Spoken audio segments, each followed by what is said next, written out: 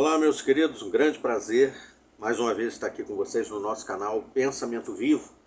E eu quero agradecer a vocês aí pelo apoio, pelos comentários. Nós já ultrapassamos o número de 8 mil inscritos, então eu sou muito grato a vocês pela cooperação, pelos likes, pelos comentários, pelos compartilhamentos que vocês fazem. Então eu estou trazendo aqui mais uma vez comentários para poder responder algumas perguntas e também compartilhar algumas ideias. E o comentário que eu vou trazer agora é da nossa querida Denise. A Denise perguntou assim: gostaria de fazer uma pergunta. As testemunhas de Jeová podem ser amigas de pessoas de outras religiões? São orientadas a não manter essas amizades? Então, querida Denise, a organização Torre de Vigia, liderada pelo seu corpo governante, instrui os membros a fazerem amizades com os que são amigos de Jeová. Naturalmente, o Ministério do Reino, por exemplo, de agosto de 1988, na página 2, diz que quem não está na organização, quem não faz parte da organização de Jeová, que eles entendem que é a Sociedade Torre de Vigia, não são amigos, mas inimigos. No livro Mantenha-se no Amor de Deus, página 207, parágrafo 2, cita a Sentinela 15 de dezembro de 1981, página 21, se não me engano, onde diz que não se deve nem sequer dizer oi para aqueles que saíram da organização. E o que dizer de pessoas de outras religiões? Bom, outras religiões significa então que não são da organização Torre de Vigia. E como já citamos, no Ministério do Reino de julho de 1988, quem não está na organização Torre de Vigia, para eles, deve ser encarado como inimigo ou como uma má associação. É assim como se ensina, por exemplo, na Despertai de março de 2006, página 30, onde se aplica 1 Coríntios capítulo 15, versículo 33. Esse texto é muito utilizado quando se fala de amizades, de ter associações. E se você naturalmente ler aqui o capítulo 15, você vai ver que o apóstolo Paulo, inspirado por Deus, escreveu esse texto para alertar os cristãos lá em Corinto a respeito de pensamentos ou ideias filosóficas que desconsideram o ensinamento padrão cristão. Algumas dessas ideias significavam entender, ou acreditar e aceitar que Jesus não morreu, ou se morreu, aliás, que Jesus morreu, mas não ressuscitou. Então o apóstolo Paulo começa a falar de forma antagônica contra esses pensamentos. Alguns pensamentos um tanto quanto hedonistas, muitos deles pautados em filosofias como a dos epicureus, que vigiam mais para o momento presente, desprezando então qualquer ideia ou prestação de contas a um ser divino, mas viver para o prazer momentâneo. A ideia é que se não houvesse então ressurreição, se Jesus não ressuscitou, Paulo dizia então, a nossa pregação é vã.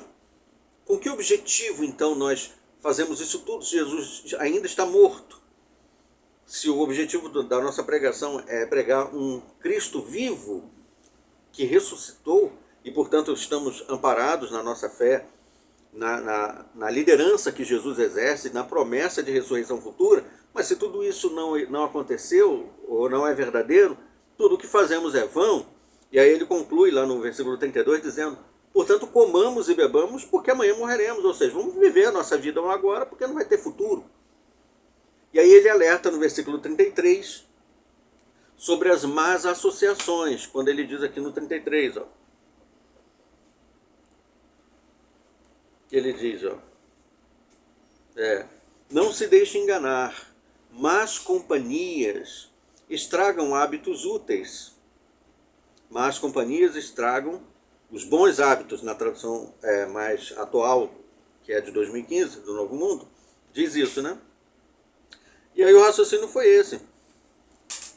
E isso é uma aplicação que pode ser feita em qualquer âmbito da nossa vida, mas associações podem estragar hábitos úteis. Por quê?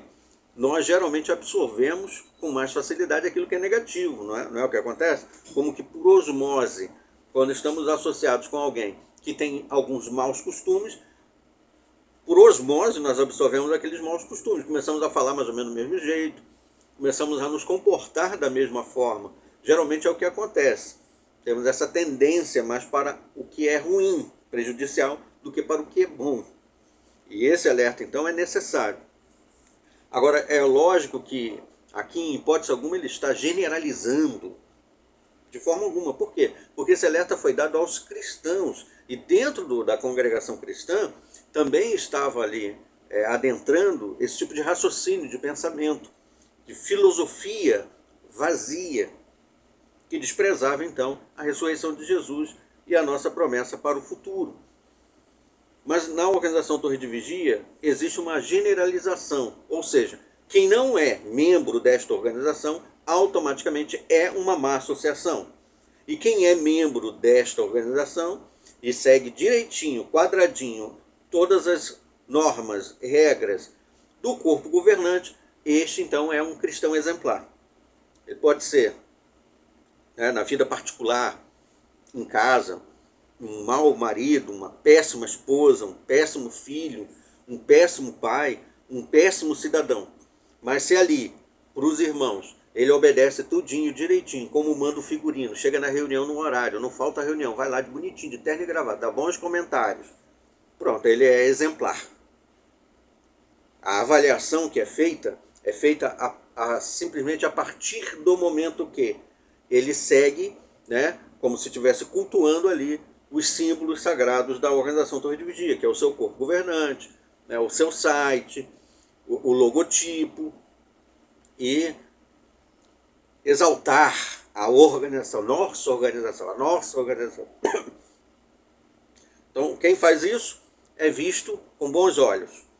Se ele colocar, o logotipozinho, fazer brochezinhos, brinquinhos, coisinhas com JW, ele é bem visto. Pode ser a pior pessoa do planeta, mas se ele demonstra devoção ao corpo governante, ele é bem visto. Se nos discursos, nos comentários, exalta a organização, exalta o corpo governante, ele pode ser um canalha em casa. Ele vai ser louvado e aplaudido de pé na congregação. Essa é uma boa companhia. É mais ou menos assim que funciona. Infelizmente, essa é a hipocrisia que existe. Eu vivi lá por quase 30 anos, então eu sei muito bem como é que funciona. Se tolera a idolatria descaradamente. Eu falei isso no Corpo de Anciãos, já citei aqui nas minhas experiências. Se tolera e se incentiva, inclusive, a idolatria ao corpo governante. E eu falei isso quando eles me chamaram de apóstata e de rebelde, por eu discordar do corpo governante e fazer, falar claramente que eu não aceito essa adoração que é dada ao corpo governante, como se o corpo governante tivesse uma infabilidade. É isso? É como se ele fosse infalível. Vamos botar no termo mais fácil de falar. Como se o corpo governante fosse infalível e fosse inquestionável. Eu não aceito isso, nunca aceitei, e comecei a questionar isso. Em contrapartida, outros anciãos idólatras chegaram a dizer que o corpo governante não está muito acima de todos nós, não pode ser imitado, não podemos pensar em imitar o exemplo do corpo governante, porque eles estão infinitamente acima. Eu falei, irmãos, por favor, isso é uma idolatria. Isso é aceitável. Agora, eu questionar o governante e dizer que nós temos que obedecer a Deus como governante antes que aos homens é apostasia, então, me desculpe. Isso aqui não é para mim. Então, infelizmente, acontece isso. Muitos irmãos, inclusive, concordaram comigo de que existem anciãos idólatras. Inclusive, eu apontei e falei, os mais idólatras no corpo de anciãos são fulano, fulano, fulano. Esses aí são idólatras de carteirinha. Idólatras de carteirinha. São aplaudidos. E muitos concordaram comigo. No entanto, quando anunciou meu nome, da tribuna que eu não era mais membro, que eu fui expulso, esses também viraram a cara para mim e disseram que eu sou um rebelde. Servo de Satanás. Vai lá entender o que quer dizer hipocrisia, Na Despertar, então, de março de 2006, página 30, aplica 1 Coríntios capítulo 15, versículo 33, sobre as más companhias, dizendo que os irmãos devem evitar as pessoas de fora, na escola, atividades extracurriculares, né? Evitar, as crianças são incentivadas a, não pode ter amiguinhos, só ali, dentro da escola, tal, no trabalho, porque são péssimas companhias. A primeira pergunta que a gente vai fazer é: eles te incentivam a ir para a reunião no Salão do Reino? Óbvio que não, né? Da mesma forma, você incentiva os seus coleguinhas de escola a ir na igreja deles? Também não. Então, pode-se dizer que todos então são péssimas companhias. Porque assim como você não incentiva os seus coleguinhas, que talvez sejam mormons, para ir para a igreja dos mormons, então ele deveria entender que você também é uma má companhia. Não é? Não é verdade? Então, não é isso que caracteriza, mas a organização generaliza. Aí no Ministério do Reino de junho de 1989, página 1, página 1 e 2, parágrafo 5, né? O parágrafo 5 começa na página 1 e vai até a página 2, fala que os descrentes e até parentes são mundanos. Ou seja, qualquer pessoa que não é membro da organização Torre de Vigia, para eles recebe o rótulo de descrente ou mundano. Os meus parentes, eu agora, né, passei a ser mundano para eles, passei a ser descrente. A partir do momento que anunciou o nome, que eu não sou mais membro, não importa que eu creia na Bíblia, que eu creia em Deus, creia em Cristo, para eles eu sou descrente, eu sou um mundano, servo de Satanás. E você também. E aí no parágrafo 6 cita a sentinela de 15 de novembro de 1988, páginas 15 a 16. No livro Mantenha-se no Amor de Deus, capítulo 3, fala sobre como escolher amigos. E lá menciona que nós devemos escolher os amigos que são amigos de Jeová. E na mente deles, quem são os amigos de Jeová? São todos aqueles que são pertencentes à sociedade Torre de Vigia. Logo, quem não é membro da Torre de Vigia, automaticamente para eles é encarado como alguém que não é amigo de Jeová. Portanto, não é alguém para ser meu amigo. No parágrafo 15, então, fala sobre em como encontrar bons amigos entre os irmãos. Porque até mesmo entre os irmãos, se não tiver aquele que é devoto do corpo governante, né, se você for um membro da Torre de Vigia, ainda assim, você pode até ser uma boa amizade, no sentido de que vai estar lá no salão, vai ser cumprimentado, vai ser abraçado. Talvez até seja chamado para uma ou outra recreação. Mas se você não é um devoto do corpo governante, não é alguém que vai quadradinho ali naquilo que o corpo governante manda, você não é visto como alguém exemplar. É alguém que tem que ficar de olho nele, ó, cuidado com ele. Então, se com os próprios irmãos existe essa discriminação, imagine com os de fora, né? Então é mais ou menos isso, querida Denise, que se ensina, entendeu? É assim que é ensinado, existe essa cultura. Os irmãos são incentivados a serem, vamos botar assim, a agir com uma certa diplomacia. Por exemplo, olha, fazer a política da boa vizinhança para poder fazer uma propaganda bonita para a organização. Então, cumprimentar os vizinhos. Oi, vizinho, bom dia, vizinho. Aquela conversa fiada, né? Fazer alguma coisa, mas não porque é um ato bondoso de coração, mas é algo para poder as pessoas dizer assim: puxa, como as testemunhas de Jeová são pessoas legais, como as testemunhas de Jeová são educadas, como as testemunhas, não é como aquela pessoa ali é. Não, a ideia é que lance uma imagem positiva para a instituição. Porque os irmãos são incentivados a fazer roboticamente esses atos, né, que deveriam ser naturais para uma pessoa decente, honesta, bondosa, um bom cidadão, uma boa pessoa, naturalmente deveria agir, né, de uma forma agradável, dentro da sua personalidade, é claro. Pessoas são mais falantes, tem outras que são mais retraídas. Mas, de um modo geral, todo cidadão humano deveria ser honesto, educado, né, andar na lei, ser bondoso com as pessoas, agir com benignidade, tomar iniciativa em fazer o bem em algumas circunstâncias. Isso deveria ser algo inato do ser humano. Mas na organização se incentiva certas atitudes, certos comportamentos, para que se lance uma luz favorável, uma propaganda, né? Você é um objeto que faz parte do marketing da instituição e, portanto, se incentiva isso. Por isso eles exaltam que os irmãos se vistam bem, tudo bem bonitinho, para que saia bem na foto, para que a mídia, de um modo geral, fale de forma favorável para a instituição. Não é o indivíduo. Aquele homem ali é um chefe de família. Não. Aquela testemunha de Jeová. Entendeu? A ideia é lançar luz favorável para a instituição. Então eles tentam evitar qualquer coisa que poderia manchar isso. E aí acabam generalizando, classificando todo mundo que não é membro como mundano, servo de Satanás, descrente. Você aí, que é da Igreja Batista, da Igreja Assembleia, da Adventista, você é um descrente para eles. Infelizmente, para mim, na época que eu fui também, fui ensinado a ver assim, a ver as pessoas dessa forma.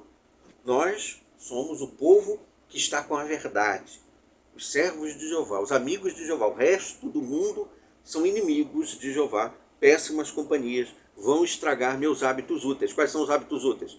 Acordar domingo e ir fazer o serviço de pregação de porta em porta, né, ou a modalidade que estiver, ir para a reunião nas programações que tem e fazer manutenção do Salão do Rei. Pronto, esses são os hábitos úteis. Você fazer uma caridade para alguém, você visitar uma pessoa, um amigo, um vizinho, alguém que está doente no hospital, isso não é hábito útil. Não é classificado, não, é ignorado isso. Né? Você fazer doações em hospitais, ou em creches, em asilos, você fazer alguma coisa de bom para o mundo, para o planeta, para a humanidade, essas coisas são ignoradas, como se fossem lixo. Por quê? Porque não agregam em nada para a instituição. A não ser que tais coisas estejam sendo feitas em nome da organização, aí o holofote vai para a instituição. Aí ela vai ganhar os louros, vai ganhar visibilidade, uma boa propaganda para a instituição, talvez vai ganhar mais membros que vão contribuir mais para enriquecer a liderança que vive como reis lá nos Estados Unidos. Bom, essa é a observação breve aqui, ainda citando como mais referência a sentinela de 15 de janeiro de 1981, páginas 24 a 29, ó. São seus amigos, amigos de Jeová? Em outras palavras, os seus amigos são membros da organização Torre de Vigia? Mais ou menos isso. Ministério do Reino de Abril de 1980, página 2. Ó. Os amigos de Jeová são conhecidos como suas testemunhas. Já fechando, né, a ideia de que para ser seu amigo, ou amigo de Jeová, precisa ser considerado uma testemunha de Jeová.